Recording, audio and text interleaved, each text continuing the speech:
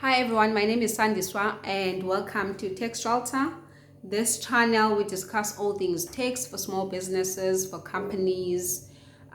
So if you want to know more about tax, I basically just dissect tax for you and I just simplify it so that you can understand it. I'm a registered tax practitioner. I am registered with the South African Institute of Tax Practitioners and I have been in the finance industry for more than 10 years. Now today I'm going to be talking about tax tips for small businesses. I've already done tax tips for individuals, and today I just want to get into small businesses. Now the first tax tip I'm going to give you is you need to familiarize yourself with the South African taxes. In other words, you need to know what taxes are out there, which taxes are out there, and which taxes affect your small business. For instance, unlike with individuals, with companies, as soon as you register your company with the CIPC, you get an income tax number. You are automatically registered for tax, right? Now, for instance, with even individuals, you don't become born and then all of a sudden you have a tax number. You have to actually go to SARS or go to e-filing or whatever platform you use in order to register for tax, right? So unlike with companies, you become automatic. Income tax is one of those taxes that a company becomes automatically registered for when they register with the CIPC.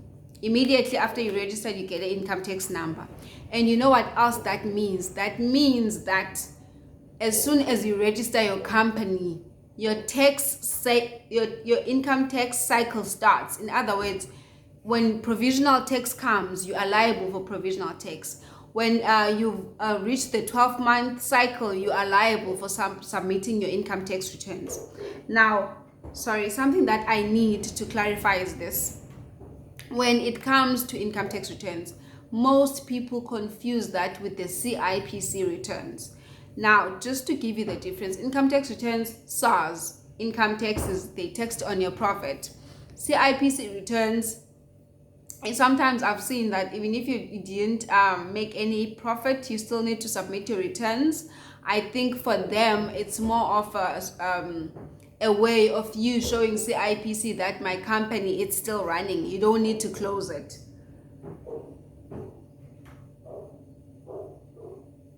So I think for CIPC, it's just the return. They make you submit the return so that you can still show that your company is still running, the people are still alive. In other words, they should keep your name and I suppose your tax number and your company number.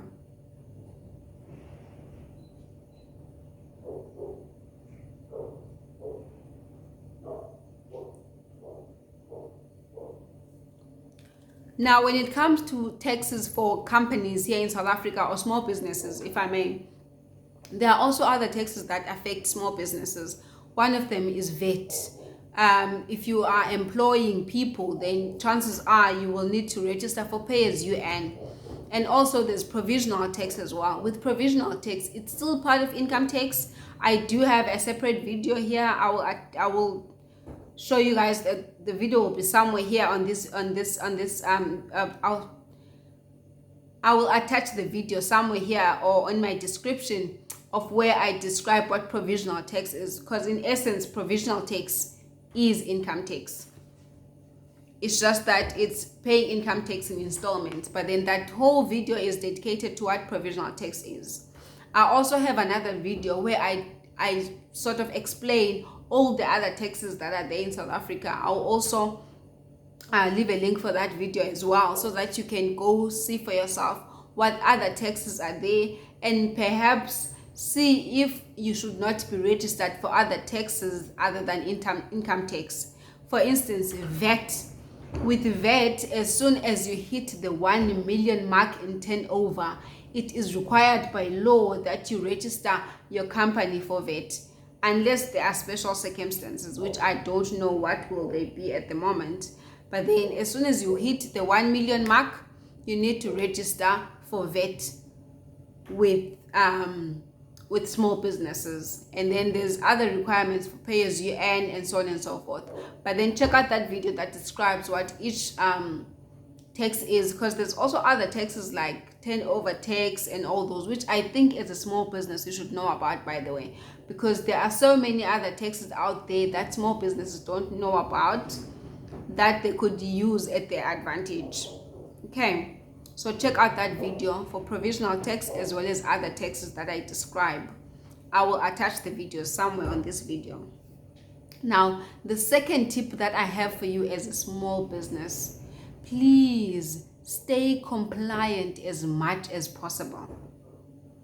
And even though you might think staying compliant only benefits SARS, I don't necessarily think that is true, especially having dealt with clients for so many years.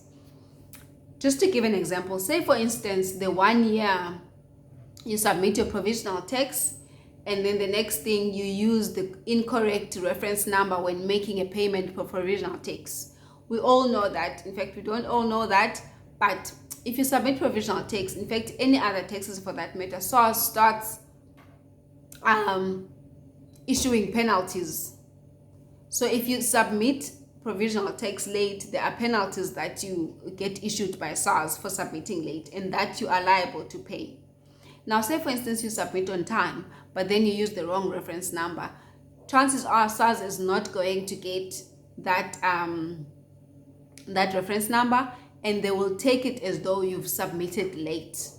Now, even though this is something, it's got a potential to be an admin nightmare, and it can be corrected, especially because it's just an honest mistake, right?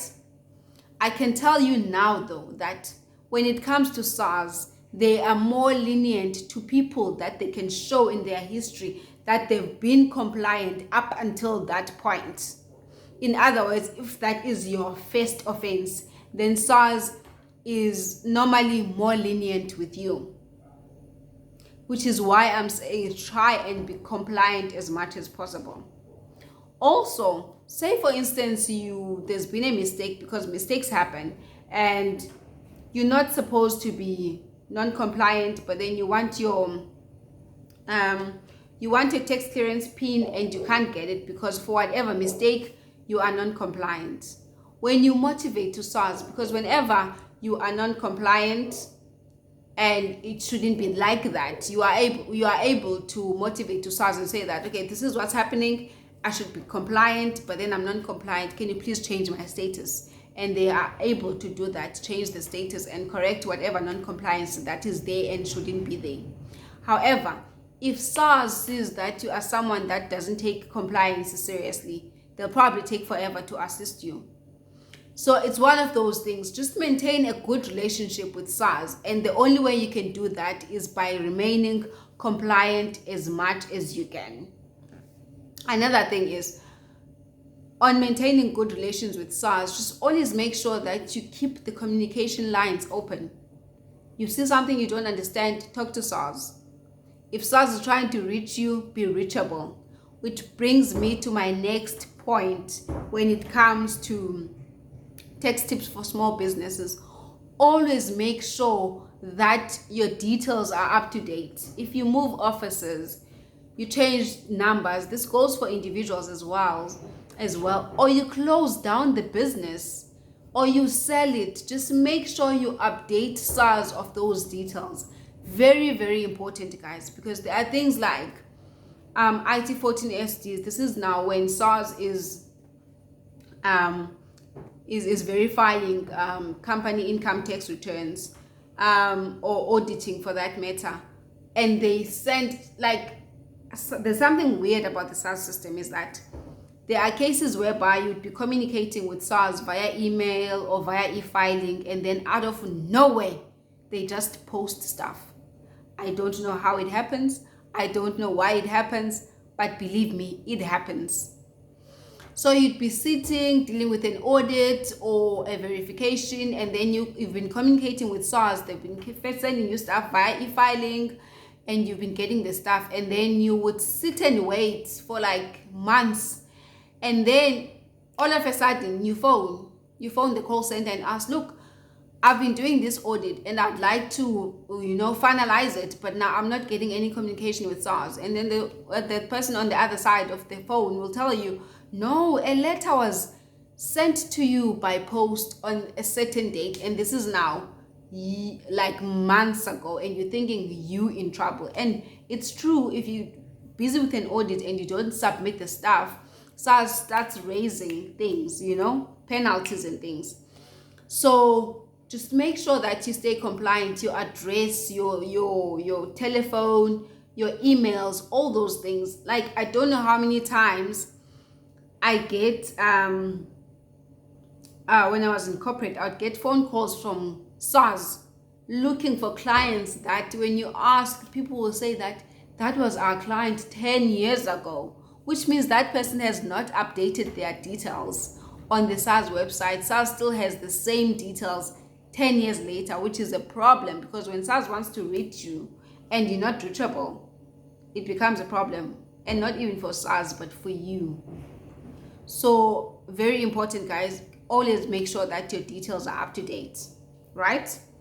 Now, the next point is do tax planning. I know for small businesses and individuals, people think that tax planning is for big corporations or rich people. No, it's not. It's actually not. Just the same way you plan for your finances, your budget, and all those things, you need to do the same with tax. Tax really affects your cash flow as a business. People who've been in business for years will know this. In fact, even for individuals, if you are a high-end individual, or maybe you work multiple jobs, or you have multiple streams of income, cash flow is very important when it comes to tax. And you will not know, or you will not know what your expectations, or what is the expected tax that you will be paying, unless you do tax planning. So this is very important, guys, for individuals, for small businesses, big corporations. Tax planning is very important, because you don't want to wake up one day and be like, oh my gosh, I owe SARS this much. Unbelievable. Especially for those individuals where you find yourself that you are in an owing position to SARS each and every year. You need to do some serious tax planning, and just sitting and be like, oh, but I always owe SARS money, it doesn't help. Do something about it. So tax planning is very, very important, especially when you have multiple streams of income. This is now for individuals. Now, when it comes to a business, it's important for cash flow. Very, very important. So tax planning, super, super important. That's something that you need to look into on an annual basis as a small business. Okay, that's that. And then keep your records up to date, guys. Keep your records up to date. Now, previously, I spoke about your register details with SARS. Now, I'm talking about your financial records. Get a bookkeeper. Get a free Excel spreadsheet, but you need to have something where you keep your records, so that when SARS is looking for those records, you have them. And believe you me, SARS does look for those records sometimes, even for a small business, especially in situations whereby, say for instance, this year you didn't make much money, and then the following year you make a lot of money, your expenses grow and whatnot, not. SARS will question certain things. So keep your records up to date, and literally keep those records as well. Make sure you know where your invoices are. And with invoices, guys, over time they fade, and I don't know, it seems to me like as I grow up, or as the times go by, the invoices fade very quickly. Literally now, like an invoice that I've had for like a month, if I look at it, some of the stuff I can't see clearly. So I don't know whether maybe they're using cheaper paint or whatever's going on, but then the invoices are fading. So you need to scan your stuff. Especially if you are one of those businesses that are prone to being verified, audited by SARS. Just scan your stuff, guys, so that you have it scan, especially invoices, especially big invoices that you know that SARS might question, SARS might want to know about. Just make sure you scan your stuff and keep your records up to date. Now, also very important, after you've submitted your income tax returns, don't chuck away those records, guys. SARS has a right to ask for records up to even 5 years prior. So you need to keep your records for 5 years. It's law. It's law.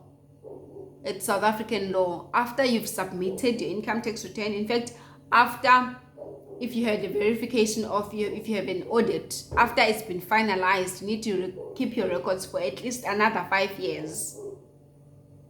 So if you submitted your income tax returns this year and it was finalized in August this year, which is 2021, you need to keep those records up until at least August 2026. SARS has a right to ask for those records anytime during the next 5 years, and you need to show them.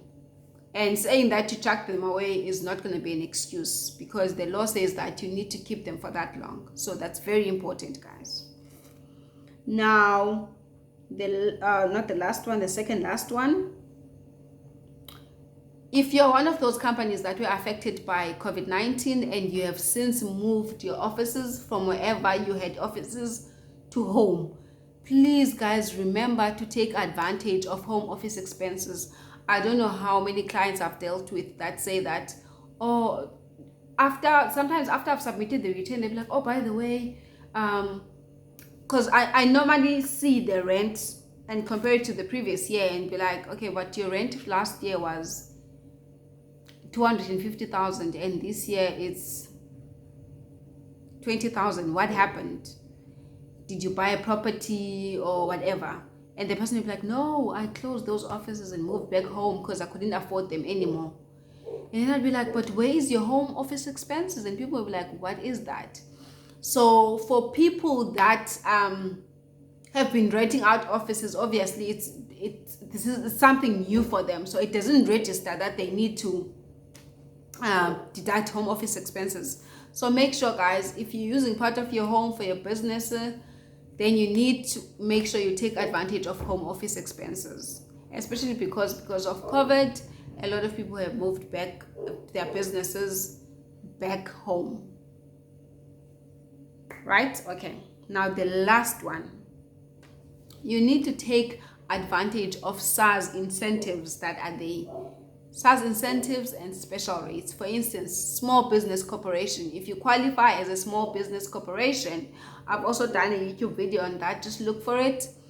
There are special rates for you. If you qualify as a small business corporation, special rates, you can save thousands of rands with those rates, guys. So you need to make sure that you take advantage. If you are in a position to take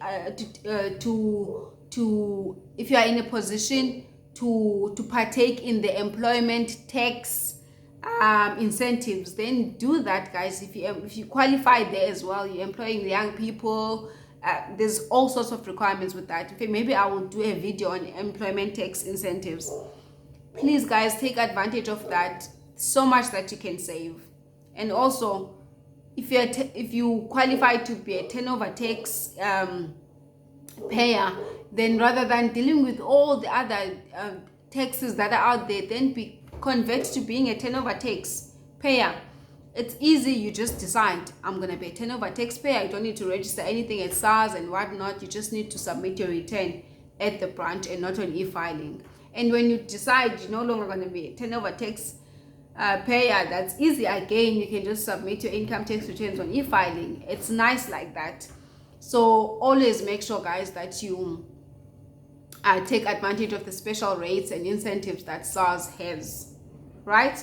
So that's all for today. If you like this content, if you're happy with it, please share. Number 1, please subscribe. Number 2, and number 3, just make sure you hit the notification button so that when I post, I'm going to try very hard, guys, to be consistent and post twice a week, on Sunday and on Wednesday. So you guys can hold me to it and just check if I've been doing that. It's very difficult to be consistent, but I'm trying very hard to do it. Thank you so much, guys. Check out those other videos that I was talking about on this video on my description. And yes, subscribe. Thank you so much. Bye.